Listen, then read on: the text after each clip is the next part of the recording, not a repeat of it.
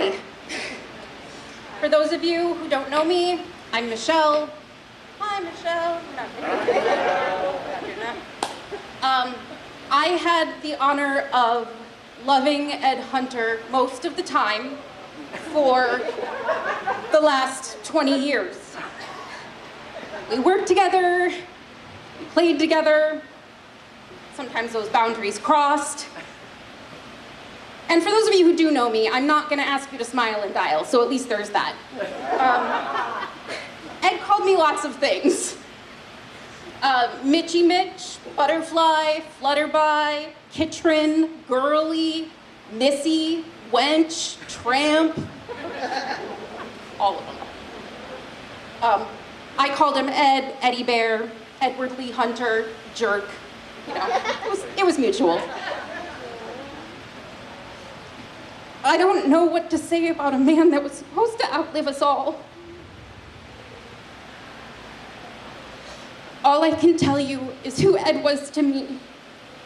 And I'm sure you don't need it, but I hope it reminds you of who Ed was to you. I met Ed when I was 23 years old. He was like 25. That was, yeah. Ed was visiting Old Wilshire to get a feel of the facility of Factor Direct and learn about the staff. He dressed impeccably. He wore suits Monday through Thursday. They were perfect suits. They all matched. The ties matched. The pants fit perfectly. The belt matched the shoes. Corporate fabulous, y'all. Corporate fabulous. And then on Friday, he'd wear jeans, tight jeans, and a t-shirt that was at least a size too small. This is back in a day where Ed had a tattoo of a Black Panther, and that was his tattoo, like long before Kelly introduced him to Todd and they did the tattoo tango for 10 years. I don't know how to say it, but Ed made it okay to be me. I didn't just look up to Ed, I fell in love with him. He was somehow addictive. It was near instantaneous. We'd spend hours on the phone. After spending entire days together at work. We always talked in the office, after the office, before the office, in the middle of the night when text when you had to do them with like 3 different letters and they were T9, like 250 of them, and then you had to pay 10 cents a text. That's that long ago. Some people in this audience might have thought we were a little annoying. We might have been a little annoying. Or very annoying. He's like one of 3 phone numbers that I remember. And then like you had like 7 speed dials and he's like 3 of them because he was like cell, home, and it was bad, y'all.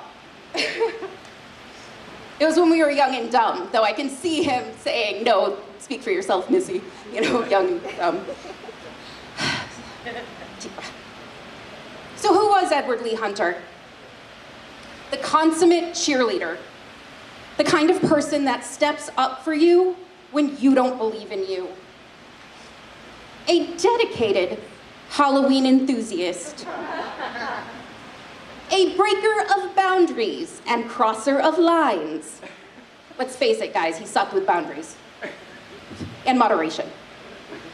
But that was part of his charm, right? Besides, if you didn't break boundaries, we wouldn't have purple. He was the original fag to my hag. Let's hear it for the Ed's hags. Let's do it. Woo! There's a lot of us in the audience. A fan of anything that sparkles. Extra points if it's expensive, or vice versa. Always the loudest and most vibrant thing in the room, even if you were in West Hollywood or Vegas. It was still Ed. A lover of humans. Good, bad, black, white, purple. Gotta break some boundaries, folks. Ed loved people. Ed loved us. We're so lucky. There's so many remembers. The the water features he had in every office. You couldn't go visit his office if you had to go to the bathroom because there was no way that you were making it out of there. Like, it's bad. Egg McMondays and the spinning wheels. He would do anything to motivate a team. He was a major mode of communication. You wanted to get some news out there? You had the telephone, you had the television, and you had the tele-ed. News is out there. Boom. Dancing. He could find common ground with anyone. He could soften the hardest, most reluctant of Machiavellian shells. By the way, while I was typing this, I realized I was doing it on Word, and I had titled it as Ed, so it was Ed Word, like Ed's Word. He wouldn't have thought that was funny either. All right, let's talk Halloween.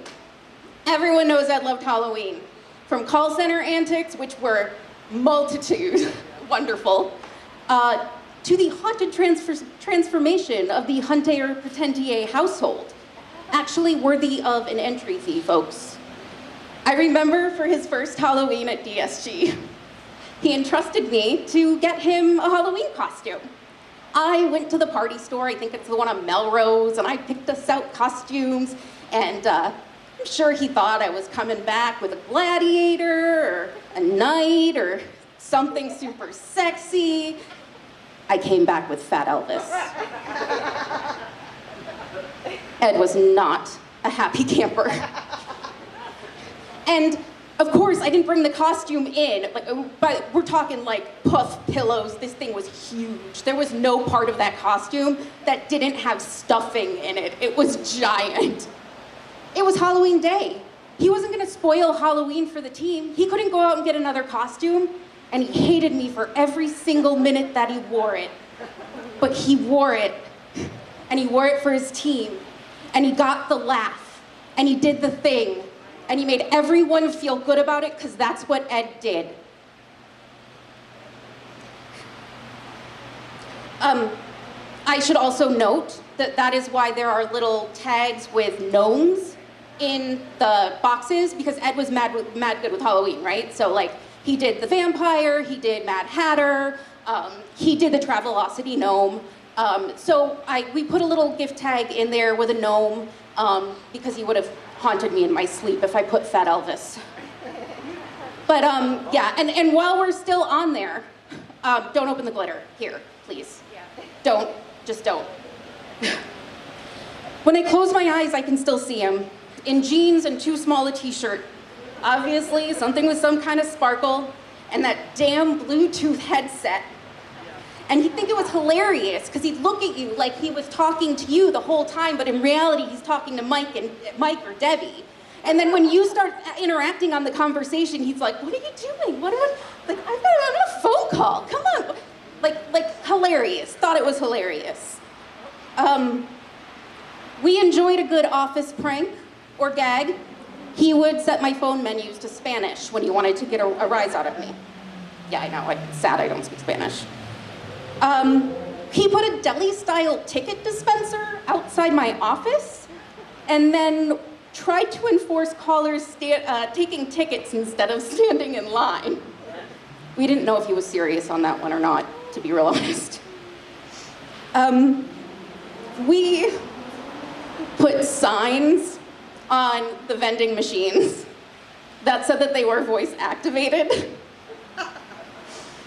And if you knew this office, there's this little cubby hole in the back, and Ed had these giant screens where he could see security for the whole place. And we sat there and watched as people walked up to the machine and went, "Snickers, Dr. Pepper." More than one, folks. It was more than one, just so you know. COVID was hard. DSG closing was really, really hard. We both grew apart again. So many things seem trivial now. Ed taught so many lessons. He taught me how to care for a team. He never forgot that every employee was human with feelings and faults. and his actions always represented those beliefs. He taught me that it's not appropriate to have your spouse call in to work for you. He taught me that if you want fair, you should go to Pomona. He taught me that if you're gonna do something, do it big, do it long, and do it hard. That's what she said, by the way. See, he would have laughed at that one. He also taught me that you can, in fact, bring a jump rope into any space, and while they will look at you funny, they will allow you to jump rope almost anywhere. Debbie.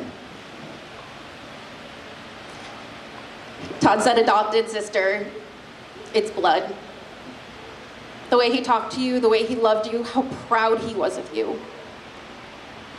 There was never, ever any doubt that you had, like, the best wingman ever. Chloe, Allison, and Nick, in no particular order, apparently. You should have heard the way he talked about you. Like, when you couldn't hear the things he said, how proud he is of you. He was so excited to watch you grow up. Mike.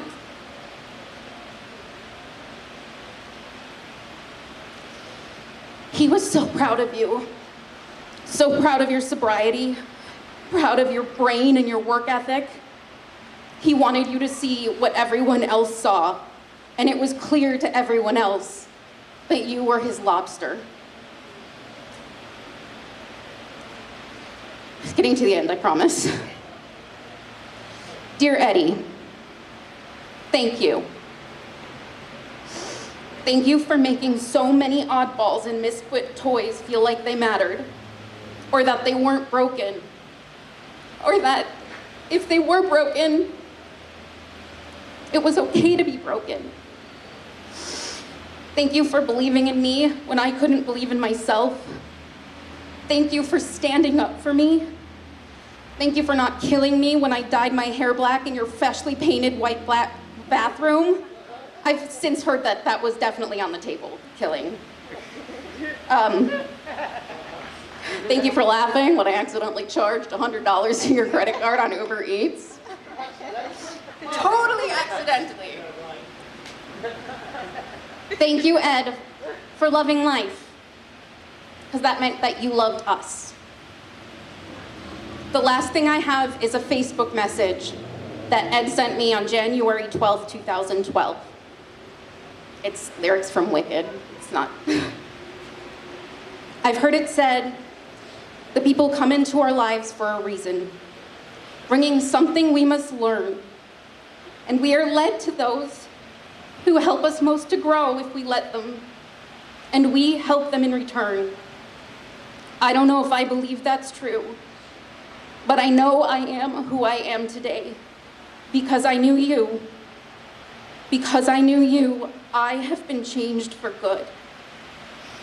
Ditto, Eddie. Ditto.